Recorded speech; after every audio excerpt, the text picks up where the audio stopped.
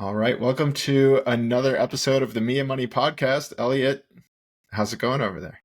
My energy's dragging a little bit today, Matt, but I'm with it and we're going to do this. Little end of the year slump or just feeling tired, but how are you? yeah, same. It's definitely the busy season of work and personal life. So, uh, I figured why not pick a nice hot topic in the news and talk about 50-year mortgages. That'll wake you up, huh? Yeah, I mean, it's when you texted me earlier about talking about this, I was like, I'm not quite sure I have fully formed thoughts on this. So I'm excited to flesh this out a little bit. Yeah.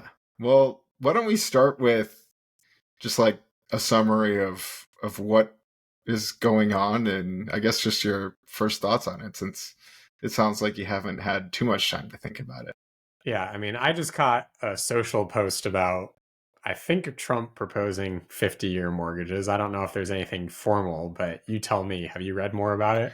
I mean, I think this is kind of like early stages of this, so I don't think there's too much to be expanded on there. And of course, with the government somewhat reopened, like, right? I don't know. Who even knows what's going on today while we record this, but um I don't foresee this being like a brand new thing tomorrow, right? I think that Yeah, no way, given that just the legal documents and requirements that go into yeah, 30-year mortgages. Yeah, this isn't happening for a while. yeah. So yeah, I don't really have too much more to add about like the news of it. But I'm curious, like when you first saw that headline, what were some of those like initial gut reactions or initial thoughts on it? Probably words I shouldn't say here. Do I Just need to put the explicit tag on this episode? I think we'll leave it off, and I just won't say them. But WTF? I think that's appropriate to say on here. I was just a little bit shocked. I think I get the premise, or at least I think the premise is we want to make homes more affordable. I don't know if this would necessarily have that effect. We could speculate of what that is, but um, I understand. I understand the pain of home affordability, and it's a real struggle today. If you look at any statistic about average age of home buyers, average payments as a percent of gross income. I mean, you look at any of the stats, people are squeezed. So I Yeah. understand trying to make it more affordable. I don't know if extending a payment out further is going to help with the affordability. If anything, I think that might drive up prices in the short term and maybe the long term as well, because it makes it more affordable. It's kind of like when interest rates went down in the past year. Well, people all of a sudden flooded back to the market because they could go afford those houses. So I have some concerns about that, but I'm curious your take. Yeah, no, I am very much in the same boat as you on this one. You know, I think again in spirit, maybe it's a good idea, but spirit and practicality and the actual like application of said thing are very different. Um, I guess the cynic in me says, "Oh, great! Like, more money for the banks, right? Because they're going to be making more interest with a longer time horizon." I think what's really interesting too is, are these going to have the same interest rate as the 30-year, or there's already at times It what has to be usually higher, right? for sure. I mean, you'd think so, and we can get more into that in a second. But it's like, okay, so if we're going to be charging a higher interest rate, I mean, what's the spread usually between 15 and 30? Like a point and a half of interest. Yeah, it's not much. Yeah, I mean, but still, that's even at 6%, right? That's a Yeah. 25% higher rate, right? So, are we going to see that times two? Like, I don't know. What is that spread going to be? And so when you really start running the numbers, it's like, okay, how much money are they actually going to save? So I think that's interesting. Second, right, I would agree with you on the pricing. I think we have more of a housing building crisis than a housing affordability crisis. I think it's more of a supply driven issue than a demand. So I don't, right? It's not like longer mortgages are going to start printing houses everywhere, right? So not really going to solve that problem. And I would tend to agree with you. Like, I think it's just going to mean more payments for longer. And I think my biggest fear is, people will just go buy more house than they already don't need. And we see this a lot in the car market, right? There didn't used to be 84-month car payments, and we have those now. And now you look at the average purchase price of a vehicle and it's north of $50,000. So I think that this is, again, I think it's a decent idea in spirit, but I see the reality of human behavior, and that's going to mean, oh, well, I used to be able to afford a $500,000 house. Now I can afford a $750,000 house. So I'm going to get the $750,000 house.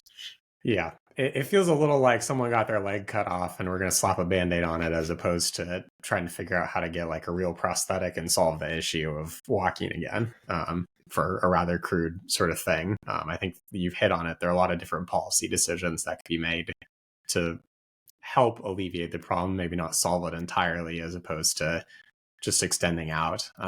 And in tandem with the car loan, as you were saying that, the other thing that comes to mind for me is the equity in the house.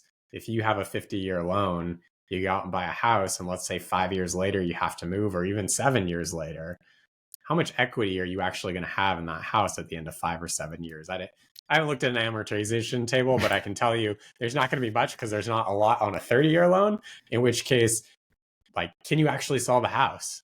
You may not be able to in 5 or 7 years. I mean, I don't know what the price appreciation is and what the break even is, but I would suspect you have to stay there a lot longer to be able to sell it, to cover commissions and taxes and everything else that go through that. Yeah. And I'd be really curious too, like I think it'd be fascinating to hear like what a bank would say about something like this, right? Because I feel like even on a 30-year obligation, like they're going to probably get refinanced at some point, right? In a 30-year time horizon. Like, so how are they going to price that into this lending product, right? Because if there is that refinance risk, you would assume, like you said, they're probably going to want a higher interest rate. And who knows, like maybe there's some other weird rules that come into that, right?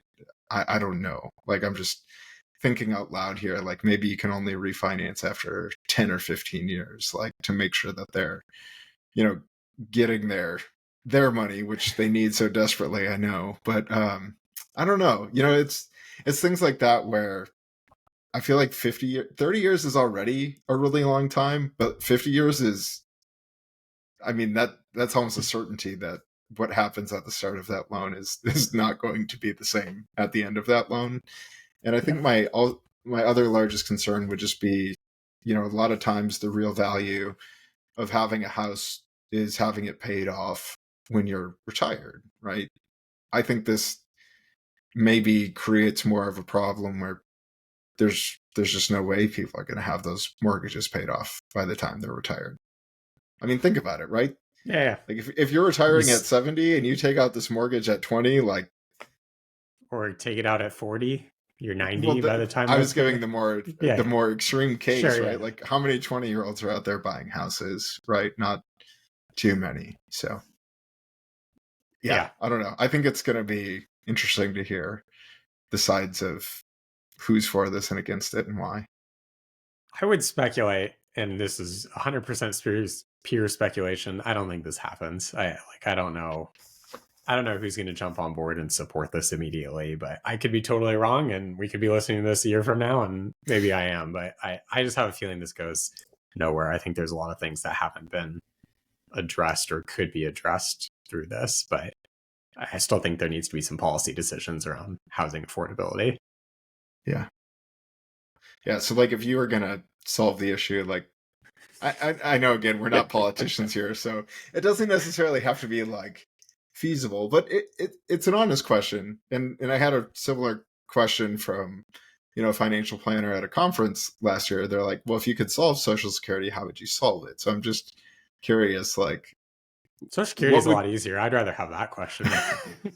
No, I'll play along though, and I will say, like, I'm not an economist. I don't think I'm necessarily educated enough to address this. I've studied it a little bit, but not in depth. But I think one we hit on already: building, be able to actually build in places where historically you can't because of building codes, whether right or wrong with the building code. But if you're able to build more, theoretically higher supply should bring down the prices a little bit, assuming demand doesn't go up as much with it. You've seen other countries address foreign buyers, and I don't know what percent of that market is, but people essentially parking cash in a house. They've removed foreign investors from doing that by imposing a tax. So you could do, I'm not saying this is the right way to do it, but that is a possible policy solution of making sure buildings are actually used, not sitting empty or only used once a year. That's another way to do that. Those are the ones that come immediately to mind, and really just building is the main one. I think what gets quoted a lot is large institutional investors buying single family homes. And yes, that's happened, but from my understanding, it's still a fairly small part of the market. So I don't necessarily know if that's driving overall nationwide. I think in certain areas it is, in which case, if you wanted to, you can make a policy decision around not owning more than X percentage of the homes, or, whatever that is. There's different creative ways. And again, I don't know how all this plays out, but I think a lot of the proposals that get thrown around like that, they don't work. They sound nice to constituents to get politicians elected, but if you read any sort of research on it, most people will agree those solutions don't work. Right. So yeah, there's a big disconnect, right, between economic theory and policy theory than us humans like actually functioning inside of that system. Yeah. How would you do it? Yeah, I was gonna go honestly the institutional buyer route as well. I think I have a slightly different view on it. I would agree with you. I don't think it's like catastrophically damaging the housing market. But I don't know, like, let's be real, right? Like, what is the purpose of a single family home? Right? It's for a single family. Now, do we need to go put like this sweeping legislation in place to say that an LLC can't own, a single family house? Like, probably not, because, right, you're going to have, maybe some rental companies get pissed about that. How do you then determine what trust is and isn't eligible to hold a single family house? There's a lot more issue with that, and I think complication and nuance that could really make things messy for a lot of people. But I think something along those lines needs to be done, where I don't know that it needs to be so far as like more Section 9 housing, like, because there's a lot of, again, good theory, but how is it actually being carried out? But I honestly think we just need to build more starter homes. Like, there's a really good book out there called Strong Towns. I don't know if I've ever suggested that one to you. No. But it's from a former city planner in Bemidji, Minnesota. And so I don't know if you know where Bemidji is, but it's kind of like central Minnesota, real small town. Like, it's not a huge metropolis by any means. But he talks a lot in that book how everything that we buy now is built to what he calls a finished state, right? So, right, you have these small lots and these subdivisions. You're building as far as you possibly can to give this, the smallest yard possible that someone would still want.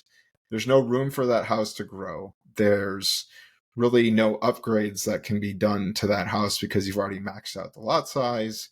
Like, typically, if you're doing that, you're going to finish the house decently or as well as you can to get the most money out of the house that these spec builders can get. Yeah.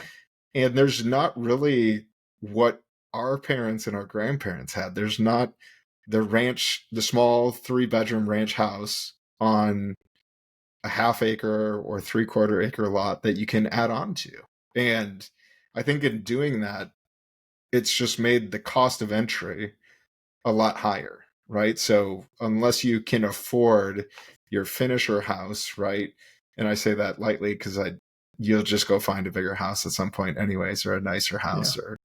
But there's just really not that style of property being built anymore. And I think that creates affordability issues as well, right? There's not really the true starter home that you buy and then, 10 years later do upgrades. Like, everything's built to be the granite countertops and the nice cabinetry and insert feature that people want, right? Like there's not really a lot of buying and then doing the elbow grease equity work to improve that property because it's been fully improved. How does that work with the premise of building more? Because in your example, right, if you're smaller house on smaller lot, more building, more homes, more supply versus, we're essentially instead of two houses, we get one in your example, Mm-hmm. right? How does that work with affordability? Like, does the book address that? So you're saying like in terms of lot size or? Just because if we're talking about building more to lower the cost, right? In your Yeah, example with the suburb, like instead of that 3/4 lot, we divide that lot, we put two homes on it as opposed to one. How does sure. that work if we go back to now we have the 3/4 lot with the smaller home people can add on to, but we have one fewer house? Got it. I mean, you'd obviously need more land, right? Like to do this, but I think when you look at how do these real estate developers, I'm just going to pick on Viridian. I'm not saying they're the only one doing that. Viridian's a home builder here at Madison, right? They buy the land, they squeeze as many houses as they can into that land to extract the most value from that area of land that they're Yeah. developing, right? So again, now they kind of have a control on the market price of those houses and what they're going to sell. Well, if you're going to build a house there, you might as well build the most expensive house that you can to get Yeah. the most return out of your land, right? So I think that's like, again, I'm not picking on Viridian, I'm just using them Sure. as a tangible example Insert that, home builder name here. yeah, yeah, Anywhere in the US. but that's how it is. Like there's not really an incentive for them to build like lower priced homes or entry level homes that could be expanded in the future. And that's not how towns were built, right? We didn't have, I'm sure you probably had some speculative builders even back then, but towns slowly expanded from like a Yeah. city center over time, where now it's, hey, let's go build all this infrastructure, let's build new roads and put new pipes under there and new sewer and more maintenance. And that's a whole nother aspect of this book that we're not going to get into, but how do these builders put a lot of pressure on cities? And you're seeing that across the country, where local governments, what do they have to do, right? They have to keep jacking up property taxes to take care of this infrastructure that they gave a good deal to the builder to attract development and housing starts. So but yeah, I don't know. I don't think my solution's a perfect one, but I'm just saying that in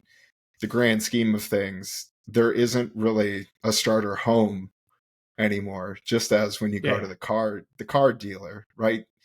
The base model doesn't exist anymore. There's not stick shifts with crank windows and manual locks, right? And millennials are like, what the hell is that, right? But now everything has a computer in it. Everything has power seats and heated seats and all these things, and Yeah. Yeah. there's not really a starter car anymore either. So I think that's more of like a societal trend that I've noticed. But For yeah, sure. like a starter home nowadays is a $500,000 house with, It's you 2,000 know, square feet as opposed to 1,300 square feet. right. Yeah. And everything's really nice. Not saying that we can't have nice things, but I think there's a lot of 20-year-olds out there who would be fine with, you know, uh, like laminate countertops Sure. if they could buy a house, and they don't need 2,400 square feet when it's just them being single and starting their Mhm. lives, right? Not that they could afford that anyways with all their student loans. So there's a lot of interlinked issues, but I just thought that was a really interesting point in that book, where they're just not building starter homes anymore. Yeah. I also wonder about public infrastructure of just like if we had better public transportation, could you build out and still make commutes palatable, right? And like having lived in Seattle, which has okay-ish infrastructure, not good compared to the East Coast, but certainly better than the Midwest. And then when I've been to New York or DC, hopping on their public transport, like you can get very far for very cheaply on Yeah. time most of the time compared to definitely out here and even in Seattle. So I think that would help with some of the building, but obviously you have to have the funds to pay for that. Well, I think too that would at the same time make housing more affordable. If not every family needed a car to get to work, well, I mean now, especially when you look at average car payments being $600, $700, $800 a month, which is mind blowing to me. I mean that goes a long ways towards being able to pay a 30-year mortgage, and then you don't need a 50-year mortgage product, right? So Yeah. I think you'll really like that book. And it touches on those issues that you just talked about, where, a lot of like older countries and older cities globally, right? They start as a center, and as they grow, like there's just more of the same goods and services that grow into these additional rings of the city as it continues to grow. Whereas we do, a big downtown development, and then we decide we're going to go build some spec homes 15 miles from here. And then we have to build, shopping centers and grocery stores. And I think you'll really like it. And it's just a really interesting take on like the housing affordability crisis. Yeah. So for viewers, what's the name of the book again, Matt? It's called Strong Towns. Okay. Strong Towns. The name of the author is slipping my mind right now, but really good book. Interesting. Maybe a little bit like some of his ideas may seem a little conspiracy-esque, but I don't. Now we throw in the disclaimer. Looks like it's by Charles Marhone Jr. Probably mispronouncing that. I'll just give it a look here. Okay.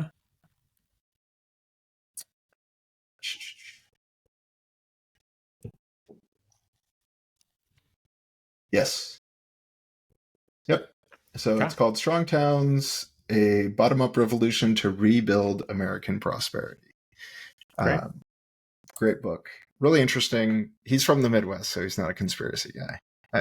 I'll just go ahead and say that. But just a good blue-collar dude, from what I can tell. Fair enough. Any other thoughts on the 50-year mortgage? No, it's going to be interesting. I'm not really a big fan of giving people more time to get themselves in debt. I think that's a dangerous proposition, as the buy now, pay later fallout is showing us. But how about you? Any final thoughts? I think if this product existed a few years ago and rates were as low as they were, I personally may have been interested in this. Am I interested in it at this point? No, but I'll sort of give that caveat that in that weird world, I don't know, 50-year debt, people were locking in 30-year rates around, call it 2%. So I don't know, maybe you're at 2.75 for 50 years. Just a guess. I don't know, but that would have been interesting. Yeah, that would have been interesting. But can you imagine the clamor to buy a house if that were the case? It'd be like Black Friday for houses. Like maybe a new policy decision, Matt. I'm joking. All right. Well, good chatting with you as always, Elliot. All right. I guess we'll see what happens.